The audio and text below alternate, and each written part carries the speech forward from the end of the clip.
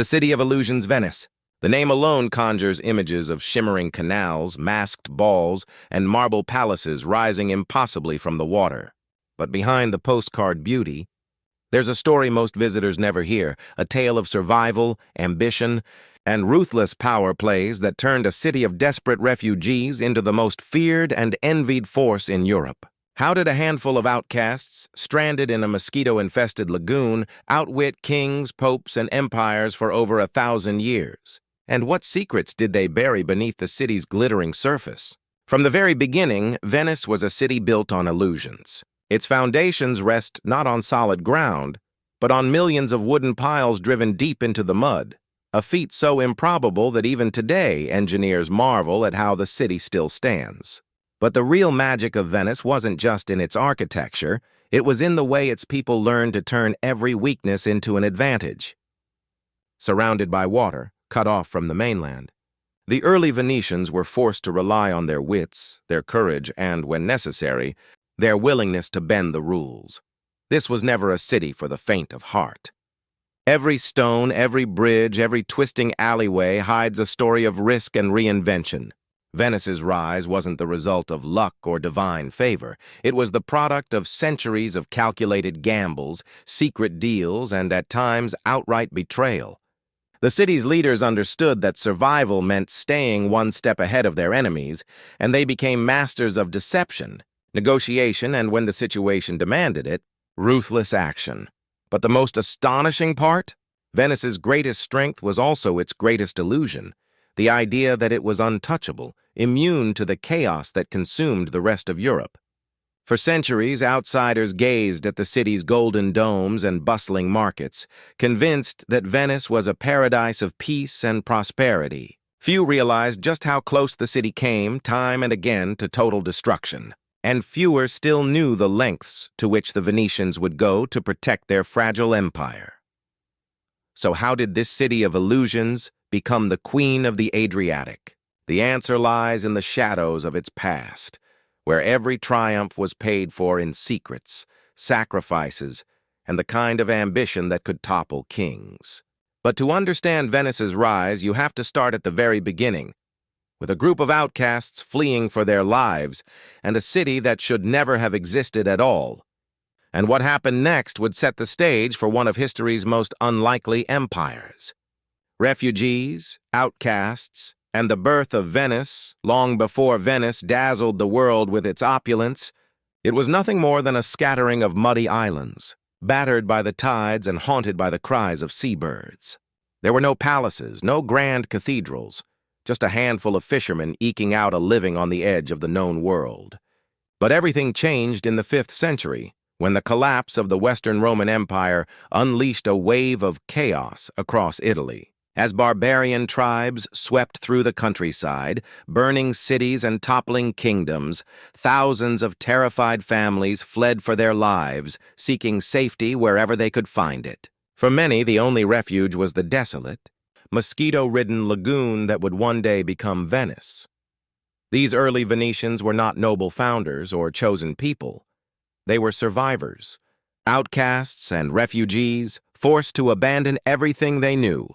They arrived with little more than the clothes on their backs, driven by desperation and the hope that the marshes would hide them from the violence raging on the mainland.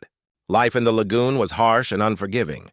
The land was little more than shifting mud, and the water brought both food and disease.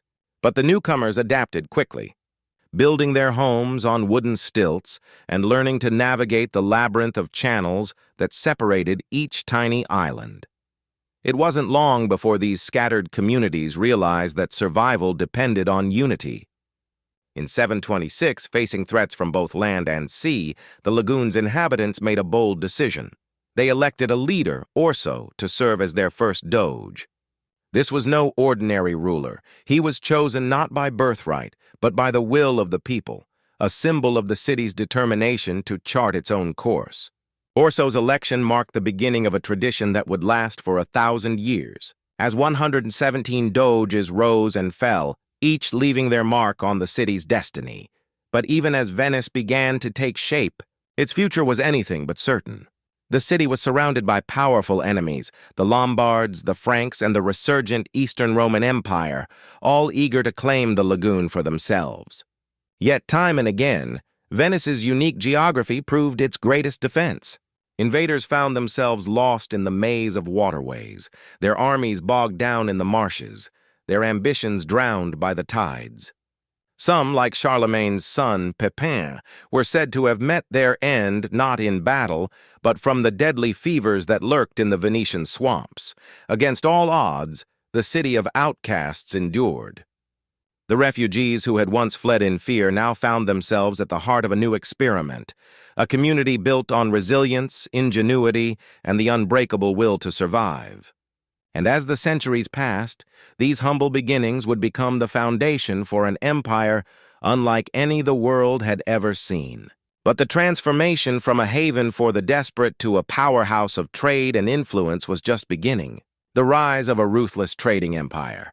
Venice's transformation from a cluster of muddy islands into a global powerhouse didn't happen by accident. It was the result of relentless ambition, clever strategy, and a willingness to do whatever it took to survive. As the chaos of the early Middle Ages faded, Venice's leaders saw an opportunity hidden in their city's greatest weakness: isolation. Surrounded by water and cut off from the mainland, the Venetians realized they could turn their vulnerability into a weapon. The lagoon became both a shield and a gateway, protecting the city from invaders while opening the door to the riches of the wider world. Trade was the lifeblood of Venice, and the city's merchants quickly became masters of the game. They sailed their sleek galleys across the Adriatic and beyond, forging connections with distant empires and bringing back treasures that dazzled the courts of Europe. But the real secret behind Venice's early wealth wasn't gold or jewels. It was salt. In a world without refrigeration, salt was more valuable than silver, the key to preserving food and sustaining armies. The Venetians harvested it from their own lagoons, then sold it at a premium to hungry markets across the continent. They even called it the true foundation of our state, a quiet admission that their empire was built not on glory, but on the gritty realities of commerce. But the Venetians weren't content to simply trade. They wanted to dominate. Their ships became a familiar sight in the ports of Constantinople, Alexandria, and beyond, carrying Italian grain and wine east, and returning with spices, silks, and precious stones. Every deal was a chance to outmaneuver rivals and expand their influence. Yet the seas were far from safe. Pirates prowled the trade routes, preying on merchant vessels and threatening the city's prosperity. Venice's answer was swift and uncompromising. They built a navy that would become the terror of the Mediterranean. Their war galleys, powered by up to 150 oars and bristling with crossbowmen, patrolled the waters, hunting down pirates and securing the city's lifelines. The city's appetite for power didn't stop at the water's edge. In 828, two Venetian merchants pulled off a heist that would change the city's destiny forever. While visiting Alexandria, they smuggled what they claimed was the body of St. Mark, the author of one of the four Gospels, back to Venice, hiding the relics beneath layers of pork to evade Muslim guards. The arrival of St. Mark's remains was a masterstroke of propaganda. Suddenly, Venice had a patron saint to rival Rome itself, and the city's leaders wasted no time in building a grand basilica to house the relics. The winged lion of St. Mark became the symbol of the Republic, a constant reminder that Venice's power was sanctioned by heaven itself. But behind the piety and pageantry, the city's rise was anything but pure. Venetian merchants were known for their cunning, their willingness to bend the rules, and their relentless pursuit of profit. They struck deals with emperors and sultans, played rivals against each other, and never hesitated to use force when negotiation failed. The Arsenale, Venice's massive state-owned shipyard, became a symbol of the city's industrial might, churning out hundreds of ships a year and pioneering techniques that would shape naval warfare for centuries. By the dawn of the second millennium, Venice had become a force to be reckoned with, a city that owed its existence to the sea and whose fortunes would rise and fall with the tides. But as the city's power grew, so did the risks. The world was changing, and Venice would soon find itself drawn into conflicts and conspiracies that would test the limits of its ambition. The next chapter in the city's story would be written in blood, betrayal, and the relentless pursuit of dominance. Betrayal and blood. Venice's darkest deals. Venice's rise to power was never a simple story of honest trade and noble ambition. Beneath the city's glittering surface, a darker current flowed, one of ruthless calculation, shifting loyalties and betrayals that would shock even the most hardened rivals. Nowhere was this more evident than in Venice's dealings during the Age of the Crusades, when the city's leaders proved that for them, profit and survival always came before loyalty or faith. The Fourth Crusade was supposed to be a holy mission, a grand alliance of Christian knights marching east to reclaim Jerusalem. But when the Crusaders arrived in Venice in 1202, desperate for ships to carry them to Egypt, they found themselves at the mercy of Doge Enrico Dandolo, a man as shrewd as he was ambitious. The Crusaders had no money to pay for the fleet they needed, and Dandolo saw an opportunity too good to pass up. Instead of turning them away, he offered a deal.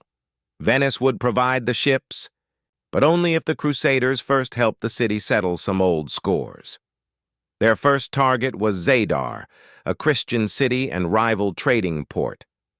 The Crusaders, hungry and in debt, agreed to attack their fellow Christians, sacking the city in a brutal display that sent shockwaves through Europe. But Dandolo wasn't finished. Relations between Venice and the Byzantine Empire had soured, and the Doge saw a chance to strike at his old adversaries. He convinced the Crusaders to turn their swords against Constantinople itself, the greatest Christian city in the world. What followed was one of the most infamous betrayals in history. In 1204, the Crusaders stormed Constantinople, looting its treasures and leaving the city in ruins. Venice took its share of the spoils, including the legendary bronze horses that still stand atop St. Mark's Basilica. The city's coffers swelled with gold, jewels, and priceless relics, but the cost was immense. The sack of Constantinople shattered the unity of Christendom and left a legacy of bitterness that would echo for centuries. Venice's reputation for cunning and self-interest only grew in the aftermath. The city carved up the remnants of the Byzantine Empire, seizing islands, ports, and trade routes that would fuel its dominance for generations. But these gains came at a price. Venice's willingness to betray allies and exploit chaos earned it powerful enemies and a reputation for treachery that would haunt the Republic in the years to come. Yet, for the Venetians, these dark deals were simply the price of survival in a world where trust was a luxury few could afford. They understood that power was fleeting and that today's friend could become tomorrow's foe. In the cutthroat world of medieval politics, Venice's leaders played the game better than anyone, always watching, always waiting for the perfect moment to strike. But as the city's influence spread across the Mediterranean, so did the dangers. Rival powers watched Venice with envy and suspicion, eager to challenge its supremacy. The stage was set for a new era of conflict, where wars would be fought not just with swords and ships, but with spies, secrets, and betrayals that would test the very soul of the Republic. And what happened next would push Venice to the brink of destruction. Rivals, wars, and the price of power. Venice's meteoric rise did not go unnoticed.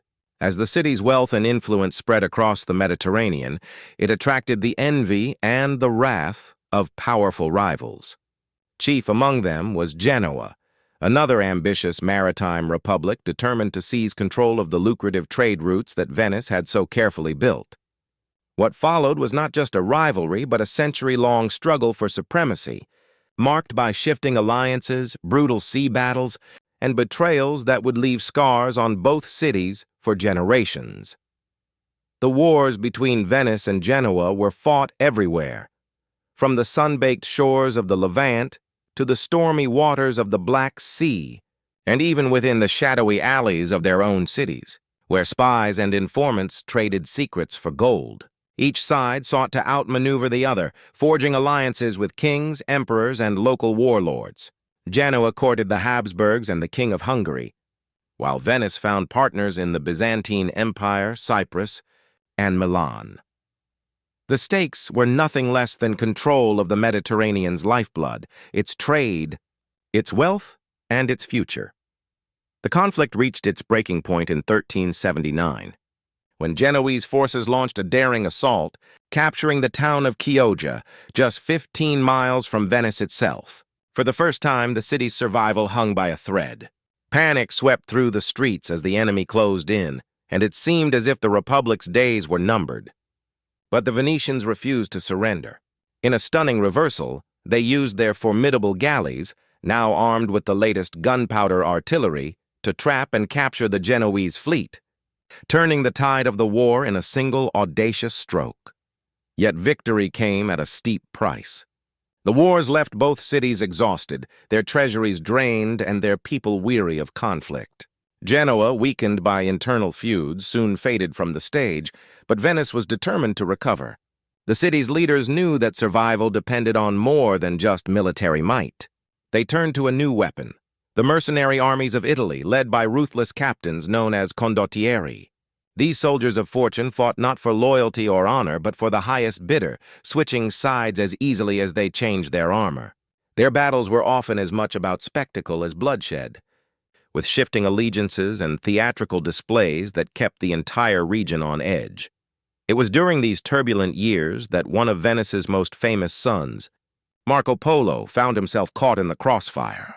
Captured by the Genoese during a naval battle, Polo spent his imprisonment dictating the tales of his travels in distant China, a story that would captivate Europe and cement Venice's reputation as a gateway to the mysterious East. But the wars with Genoa were only the beginning. As Venice expanded its reach onto the Italian mainland, it found itself drawn into a web of rivalries and vendettas that would define the next chapter of its history. The price of power was constant vigilance, and the city's leaders became experts in the art of survival, balancing diplomacy, force, and intrigue in a world where fortunes could change overnight. With every victory, Venice grew stronger, but so did the threats lurking on the horizon. The Republic's enemies were learning from its successes, and new challenges were waiting in the shadows. The next test would come not from foreign fleets, but from within, where the struggle for control would push Venice to create one of the most secretive and sophisticated governments the world had ever seen. Only the secret government, power, paranoia, and control as Venice's empire expanded and its enemies multiplied. The city's leaders realized that brute force alone would never be enough to keep the Republic safe. Survival demanded something more subtle, a system of government so intricate, so layered with checks and balances, that it could outwit both foreign threats and internal conspiracies. What emerged was a political machine unlike anything else in Europe, a web of councils, secret ballots, and shadowy committees, all designed to keep power in the hands of the few, while projecting an image of unity and stability to the outside world. At the heart of this system was the Great Council, a body made up exclusively of the city's noble families. Only those whose names were inscribed in the legendary Golden Book could participate, ensuring that the levers of power remained firmly in the grip of Venice's elite. But even among the nobility, trust was in short supply. Every major decision was subjected to a dizzying array of votes, lotteries, and committees, each one designed to prevent any single person or family from gaining too much influence. The result was a government that moved slowly, but with a kind of relentless, grinding efficiency that outsiders could only envy. Yet beneath this carefully constructed facade of order, paranoia ran deep. The Council of Ten, a secretive committee with sweeping powers, was tasked with rooting out subversion and betrayal wherever it might lurk. Its members operated in the shadows, relying on a vast network of informants, spies, and coded messages to keep tabs on the city's citizens. Rumors suggest that even the Doge himself, the elected head of state, was never truly free from their watchful eyes. By the 1400s, the Doge's role had become largely ceremonial, a living symbol of the Republic's glory, but one whose every move was scrutinized and controlled by the councils that surrounded him. This obsession with secrecy and control was both Venice's greatest strength and its most dangerous weakness. On the one hand, it allowed the city to weather countless plots, coups, and crises that would have toppled lesser states. The Republic's diplomats were legendary, stationed in every major court across Europe, sending back coded reports and gathering intelligence that kept Venice one step ahead of its rivals.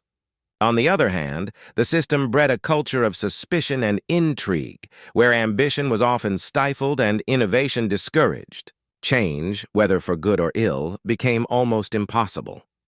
Despite the myth of perfect harmony that Venice projected to the world, the reality was far messier. The city's history is littered with failed uprisings, bitter feuds, and scandals that threatened to tear the Republic apart from within. Corruption was an open secret, and the constant jockeying for power among the nobility sometimes erupted into open conflict. Yet for all its flaws, the Venetian system achieved something rare in the medieval world. A government that was stable, durable, and, at least for a time, remarkably effective. But as the centuries passed, the very mechanisms that had once protected Venice began to hold it back. The city's leaders grew more conservative, more resistant to change, even as the world around them shifted in ways they could not control. The obsession with secrecy and stability became a double-edged sword, blinding the Republic to the dangers gathering on the horizon. And soon, those dangers would arrive in the form of plague, war, and a relentless enemy from the east. Threats that would test the limits of Venice's power and the resilience of its people. Plague, decline, and the fall of an empire. For centuries, Venice had seemed untouchable, a city that thrived while others fell, a beacon of wealth and stability in a world racked by chaos. But even the most powerful empires are not immune to fate. As the Renaissance dawned and the world began to change, Venice found itself beset by a series of disasters that would shake the Republic to its core. The first and most devastating was the arrival of the plague, a silent, invisible enemy that swept through the city's narrow streets and crowded canals with terrifying speed. The Black Death struck Venice in 1348, killing nearly a third of its population in a matter of months. The city's leaders scrambled to contain the outbreak, ordering residents to stay indoors and isolating new arrivals on ships for 40 days, a practice that gave the world the word quarantine. But the plague was relentless, returning again and again in the centuries that followed. Each new wave left Venice weaker, its population diminished, its economy battered. Even the city's greatest artists and thinkers were not spared. When the legendary painter Titian died during an outbreak, the rules were bent just to allow his funeral to take place. As if disease were not enough, Venice faced a new and relentless threat from the east. The Ottoman Empire, rising from the ashes of Byzantium, set its sights on the Mediterranean, determined to seize the trade routes and territories that had made Venice rich. The Republic's once invincible navy found itself outmatched by Ottoman admirals like Hayreddin Barbarossa, whose fleets swept across the sea, capturing Venetian strongholds one by one. The loss of key ports like Modone and Corone, once known as the Eyes of the Republic, was a blow from which Venice would never fully recover. The struggle reached its climax with the siege of Crete, Venice's last great overseas possession. For 21 years, the city of Candia held out against overwhelming odds, its defenders led by the indomitable Francesco Morosini, a commander so legendary that rumors claim he brought his cat into battle for luck.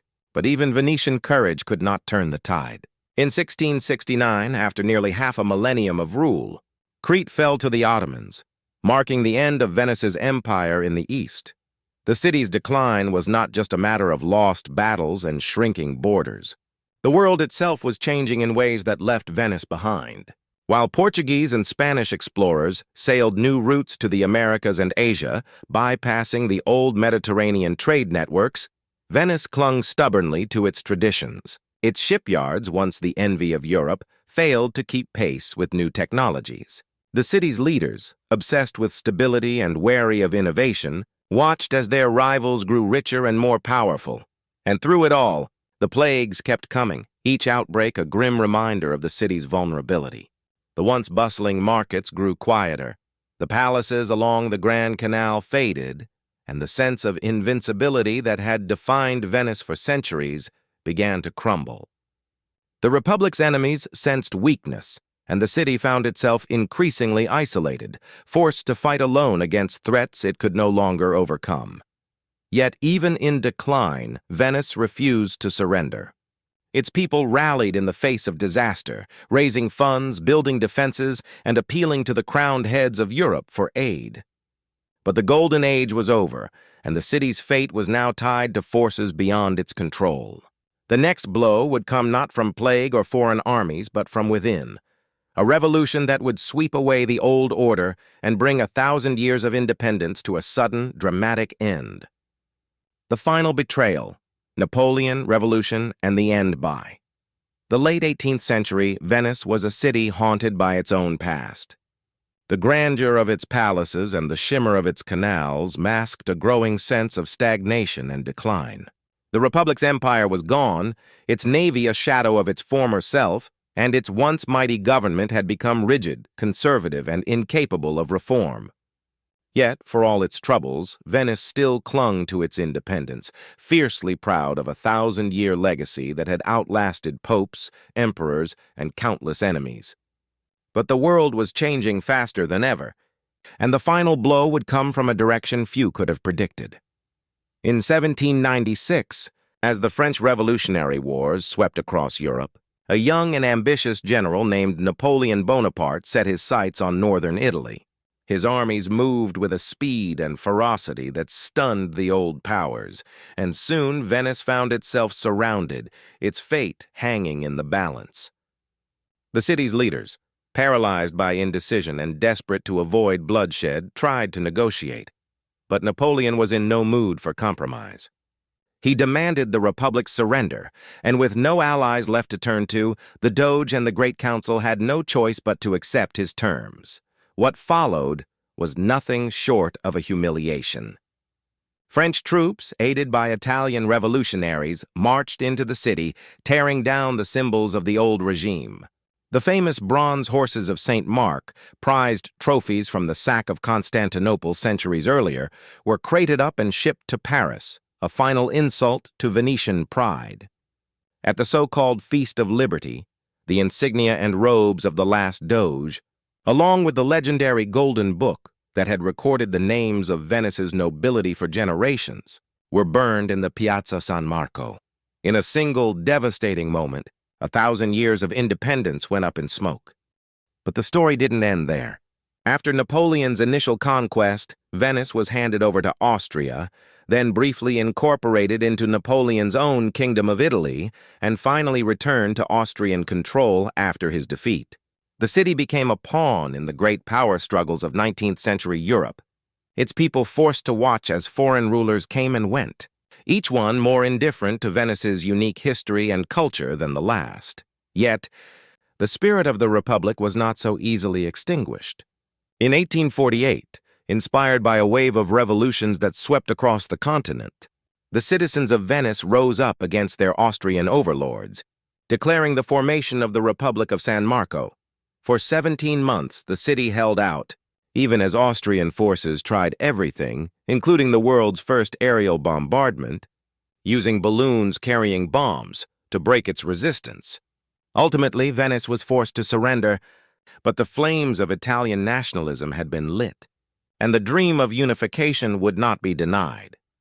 By the 1860s, the Risorgimento, the movement for Italian unity, had finally succeeded, and Venice became part of the new Kingdom of Italy. The days of empire were over, but the city's legacy endured, its beauty and mystery continuing to captivate artists, writers, and travelers from around the world.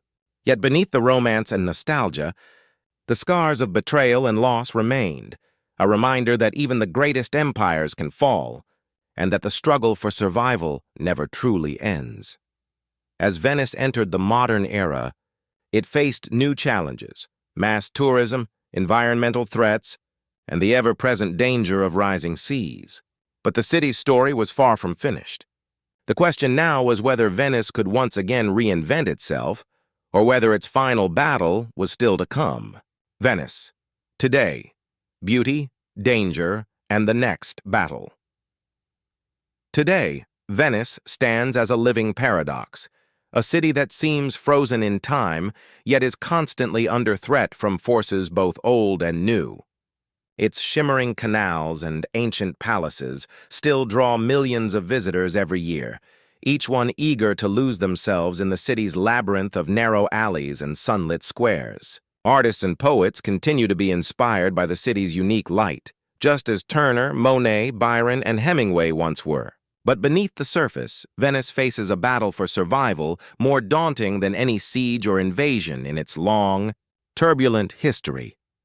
The most immediate threat comes from the very element that once protected and enriched the city: water.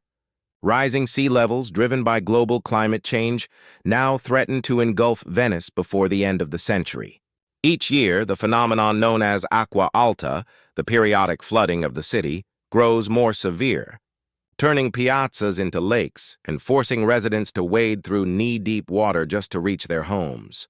The city's ancient foundations, built on millions of wooden piles, are under constant assault from saltwater and erosion, raising fears that entire neighborhoods could one day vanish beneath the waves. Venetians are not standing idly by. In recent years, they have successfully pressured authorities to reroute the largest cruise ships away from the fragile heart of the city, and new regulations now limit the size of tourist groups that can crowd the narrow streets. Massive engineering projects, like the Meuse flood barrier system, have been launched in a desperate bid to hold back the sea. But these efforts come with their own controversies. Critics argue that the barriers are expensive, prone to failure, and may even disrupt the delicate balance of the lagoon's ecosystem. Meanwhile, the city's struggle with mass tourism has become a double-edged sword. On one hand, the millions of visitors who flock to Venice each year provide a vital source of income, helping to preserve the city's art, architecture, and traditions. On the other, the sheer volume of tourists threatens to overwhelm the city's infrastructure, driving up prices, pushing out local residents, and turning once vibrant neighborhoods into little more than open-air museums. Some Venetians have begun to wonder if the city can survive as anything more than a backdrop for Instagram photos and cruise ship excursions. Yet, for all these challenges, Venice endures. Its people have always been resourceful, adapting to new threats with the same ingenuity and determination that allowed their ancestors to build a city where none should have existed. Grassroots movements are springing up to protect the city's heritage, promote sustainable tourism, and find innovative solutions to the problems of climate change. There is a growing sense that Venice's future will depend not just on grand engineering projects or government decrees, but on the collective will of its citizens to defend their home against the rising tide, both literally and figuratively.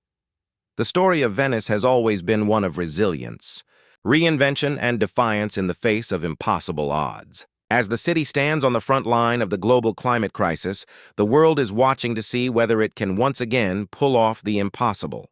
Will Venice find a way to survive, or will it become a cautionary tale, a lost wonder swallowed by the very waters that once made it great? The answer remains uncertain, but one thing is clear: the Queen of the Adriatic is not done fighting yet. And as long as there are Venetians willing to stand their ground, the city's most extraordinary chapter may still be unwritten.